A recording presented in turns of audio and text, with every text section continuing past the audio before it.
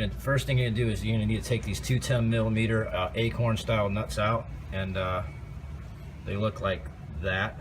So I just get a 10mm socket. Go ahead, loosen those up, and then you can just pull this off. There's these little tabs back here. Those just push on to that point and that point, and that's all you need to do for that.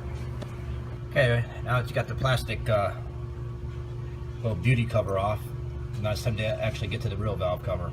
Okay, first thing you're going to do is take these bolts off here. There's going to be one here, here, here, here.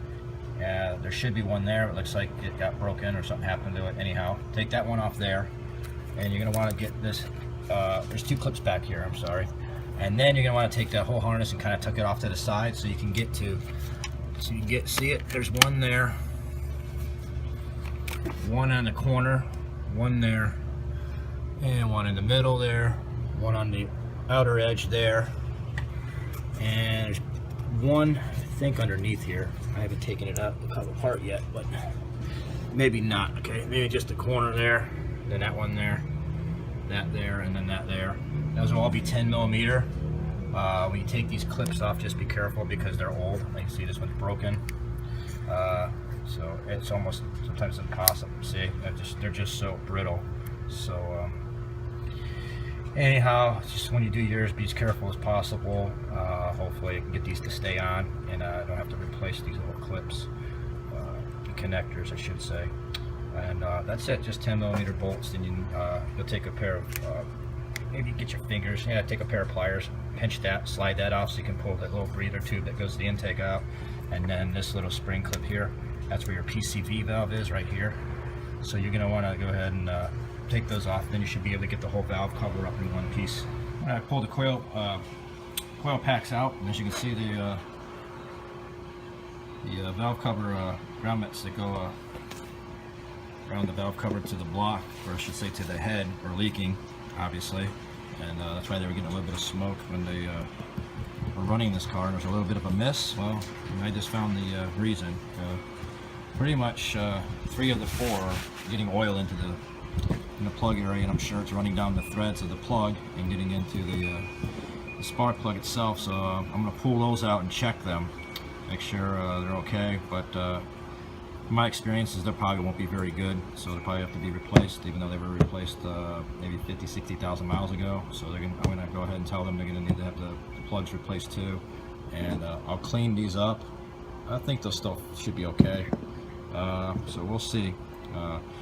It probably would be a good idea right now to replace these, but at the expense that they are, we're going to go ahead and just wait it out on those. So, but if you're doing this at home, I would highly suggest, if you're doing a valve cover gasket and get all that apart, do your plugs and do your coil packs at the same time. That way you won't have to worry about them failing down the road. So I'm going to go ahead and continue working on this project. Yeah, like I mentioned, I had a feeling that this was what I was going to find. Yeah, these things were soaked pretty good in oil. So not only was it all in here, but it filled up the entire cylinder where this seats into, and then it goes to your spark plug, kind of like that. Anyhow, these were all soaked, so those are going to have to be replaced. And yeah, so I'm going to go back, pull the valve cover off, and continue on. All right, I was going to try to do this with just pulling this half of the harness back towards the dog bone mount, excuse me. But you're gonna have to disconnect all these connectors here for your alternator, AC compressor. And I went ahead and did was disconnect. I got to clean this battery too. I mean, look at this. But disconnect the negative on terminal on the battery, so that way it's not live. Because you're gonna have to go ahead and remove this little 10mm stud, or a nut on the stud on the alternator. And if you don't disconnect it, that battery will be live. And if you take this wire off and just throw it somewhere and it hits something metallic and grounds out, yeah. So just go ahead and do that. Once you get that off, you'll be able to take this whole harness and kind of push it up out of the way. On the other side, I just used the bungee cord and kind of pulled it back. So that should give me enough room to get this off. It's already loose. But yeah, so just go ahead and take that harness, tie it up, put it away. Make sure you do the battery, because like I said, that'll be hot. You know, basically you'll be grounding out your battery. So now, as you can see, I got the cover off. The train looks pretty good. It's a little discolored from wear, but not too bad. And you're going to make sure you're going to clean this whole surface up really good and make it so it's no residue or anything left on it from oil or grease, so your new seal will stick to that and seal up nice and tight. You don't want any dirt or any oil or anything on there. So go ahead and wipe that down with some solvent or some cleaner. Try not to push any dirt or anything in here. You don't want to get any contaminants into your cams or anywhere in the head. So just take your time, go slow, clean it up real good. And I'm going to show you what the valve cover over here on the workbench. You can see the gasket is literally like plastic now. I mean, there's no sealing left in it at all. I mean, the whole thing is like that hard. So, yeah. So, it should have been replaced probably quite a while ago. But anyhow, it's getting replaced now, so I'm going to clean up the valve cover real good and get rid of this old gasket. And then next step, I'll show you the procedure of putting it all back together. Also on the valve cover, while you're cleaning it, make sure you get this area nice and clean and free of any debris or gunk or oil buildup, so that the gasket will sit in that channel perfectly even, so it'll be nice and flush. And then when you mount it on the car, still you clean a little bit more, but anyhow, I figured I'd show you guys that. You mount on the car, that way it would seal well. And the same thing goes for part that goes in here, the grommets that go in here to seal out the oil from getting into the spark plug cylinders. But yeah, just make sure you clean that real good. Alright, at this point you might as well go ahead and replace this PCV valve. To remove it, you're going to need a 22mm socket, deep well socket. You don't need any sealant, as it should already come on there. It's that orange compound there, it's sealant, so you won't have any leaks coming out of there, air or oil. And then just install your gasket and then put it back together. Alright, I've got the replacement plugs. I used the NGK Iridium. If you need the part number, it is BKR6EIX. And they recommend putting a little bit of anti-seize on the threads, just a little bit, so that way they don't lock up and seize themselves to the head if you ever have to take them back out. Just make it. Got the everything back together, got it up and running. It's still smoking a little bit, but that's just because of all the degreaser and stuff from cleaning it. So I'm just gonna let that heat up and burn it all off. Torque specs for this are going to be spark plug. The cylinder head is 18 foot-pounds. Valve cover bolts, that's the valve cover to the cylinder head, 74 inch-pounds, not foot-pounds. You'll need an inch-pound torque wrench to get proper torque specs. So if you don't torque that quite right, you're going to have to leak, most likely, but you might not, might get lucky. But you can usually rent torque wrenches like that from your auto parts store. You just leave a deposit, and then you bring it back and get your money back. Also, when you do the torque sequence, like with anything, you always start in the middle and work your way out and crisscross till you get to your, what was it, 74 inch-pounds? Double check that, yeah, 74 inch-pounds. And that's it, just, the assembly's the same as, or the opposite of your removal. Make sure you get all your plugs back in, your alternator, put the battery back up, and that's all there is to it. Okay, to start the radiator hose and heater hose replacement, first thing you're going to do is you're going to need to drain all the coolant out of the radiator. But down below here, just kind of see it right there where my finger's pointing at, right in there. There's the petcock. What you want to do is get a little piece of hose. There's a little drain on the bottom of that petcock. You can slide the hose on and then run your hose into a bucket. That way it'll kind of keep the water from just kind of spraying all over the place and keep your work area a little bit cleaner. So I'm going to go ahead and set up the hose in a drain bucket, and then I'll continue. And here's what the draining should look like. As you see, you got a little piece of clear vinyl hose, and it just leaks into the catch bucket. And that's all there is to it. Just open that petcock and also take the radiator cap off. That'll help it dump out a little bit faster. And then just wait until it's done. Alright, in this particular application, found it to be able to access the upper radiator hose, mount the clamp to the top of the radiator. Go ahead and remove, just unbolt these two 10mm bolts to remove this little pickup for the intake, and then go ahead and undo the clamp. And if this thing, these hoses give you a little bit of trouble on the engine side, you can just get a little wrench like that and just kind of break it loose, or you can just take a razor blade and slit it, since you're not going to be reusing it anyways, and then just pull it. And then on this side, you don't really want to put too much pressure on with the pliers, but be careful because the neck is plastic, so take a little bit more caution on that. But anyhow, I'm going to go ahead and remove this upper hose, and then I'll continue on to the lower hose. And of course, whenever you jack up a vehicle, always be sure to use jack stands. Never rely on just a jack. Unfortunately for me today, I have both of my lifts are occupied, so I had to use the old floor jack and jack stand. But you guys doing this at home, be sure always use jack stands. Block the wheels, set the e-brake. You don't want the car coming down on you. Alright, to be able to remove the lower hose, you're going to have to remove the plastic lower splash shield. Similar to when you do your oil changes on these vehicles, you can see the oil filter there. And while you're at it, it's easier to access to actually drain all the coolant out of the block to do a proper flush. There's a little, you can see the little petcock on the block. Go ahead and crack that open and allow all the coolant. There's a little blurry there, it's a little better. To allow all the coolant out of the block so you get a thorough flush, and you'll get all fresh coolant, and it'll be good for another 100,000 miles. And as you can see here, there's the lower clamp. I'm going to go ahead and remove those and let that finish draining out, and then I'll continue on to the next video. If you're not familiar with how to remove that lower splash pan, it's just a series of 10mm screws and a little push-in plastic clip. Be sure to use a little flathead, something. Be easy with it. If it breaks, then you're going to have to get another one. Find a way to keep that thing from flopping around on you. So go easy on that one, but the rest of them are just 10mm screws. And that's all there is to it.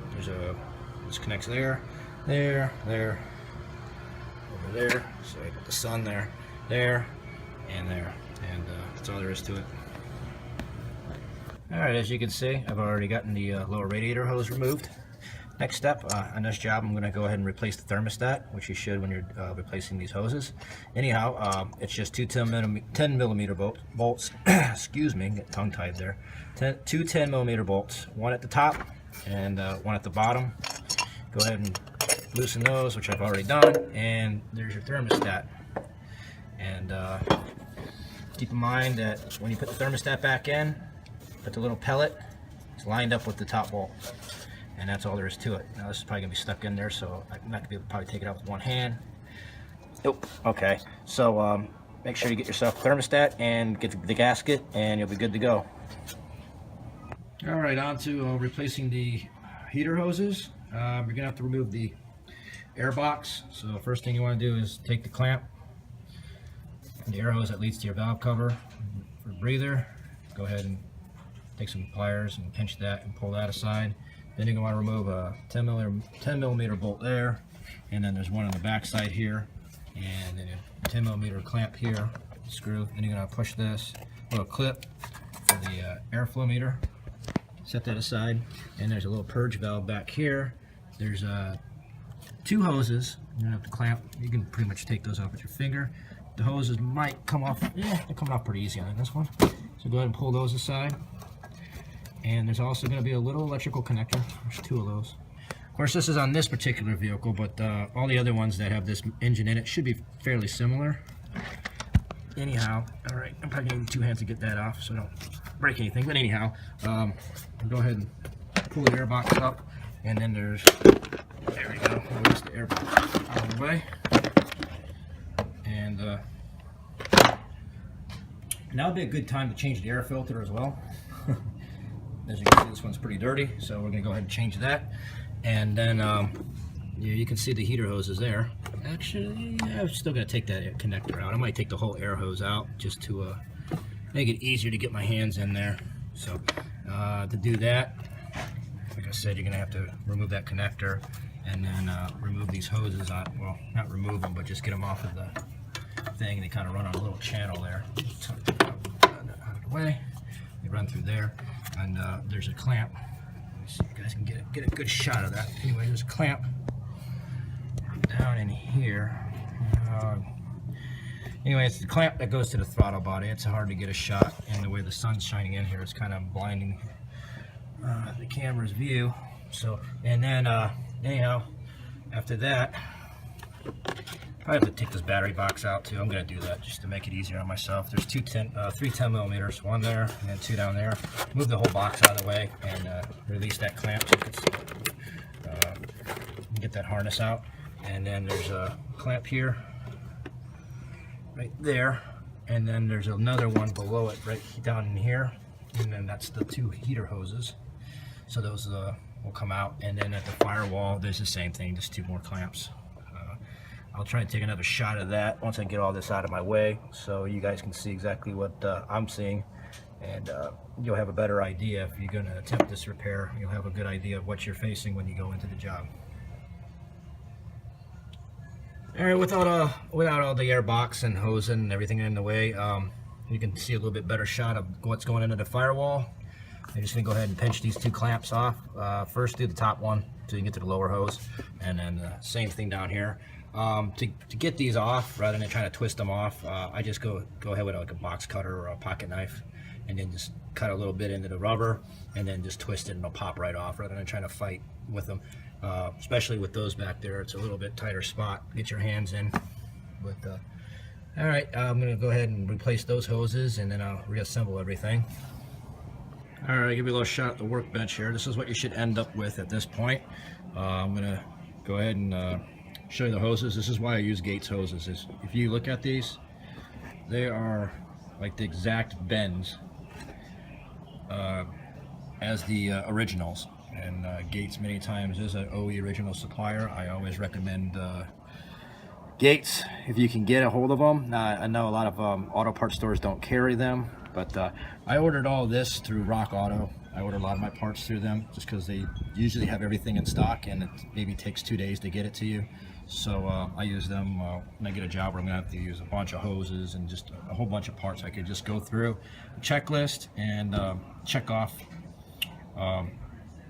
all the parts that I need, and the prices are fair, and like I say, you get it pretty quick. So anyhow, I'm gonna go ahead and start putting the hoses back on. Another little tip, when you put these hoses on, if they're a little tight and a little hard to get on, I use a little bit of silicone just to slide them on the fittings. Don't use WD-40 or like penetrating oil, because it'll eat at the rubber. I just use a little bit of silicone. I recommend using a Toyota Coolant only in Toyota and Lexus vehicles, or any vehicle made by Toyota, I should say. Just my experience is just it's better suited for their vehicles. It's made for them. It's long life. It's a little more pricey, but you don't have to change it as often. It's like 100,000 miles before changing. You have to change it. Even the stuff I pulled out of this car, still nice and pink. It was pretty clean, but anyhow, yeah, I definitely recommend using Toyota brand coolant over the generic parts store. One coolant for all makes and models. Okay, engine's all back together. It's up and running. Got the coolant system filled up. Running good. I got the heater blowing hot just to make sure the heater's working. There's no air pockets trapped anywhere in the system. And that's it for the heater hoses and upper low radiator hose. Thermostat replacement on a Toyota 2AZ FE engine. I'd say each job in these videos, the first video was how to do the valve cover gasket, and I of course ended up replacing spark plugs and a few other things, and then this one I take all the intake track apart to make it easier just to access the heater hoses. I'd say about an hour, maybe 45 minutes to an hour and a half for each job. So it's all done easily in an afternoon with no real specialty tools other than a torque wrench. You can rent that from the parts store, like I said in my first video. I'll go ahead and end the video off here. If you like this video, please be sure to give it a thumbs up. If you'd like to see more videos like this, please subscribe to the channel. I thank you for watching. Take it easy, and I'll catch you guys in the next one.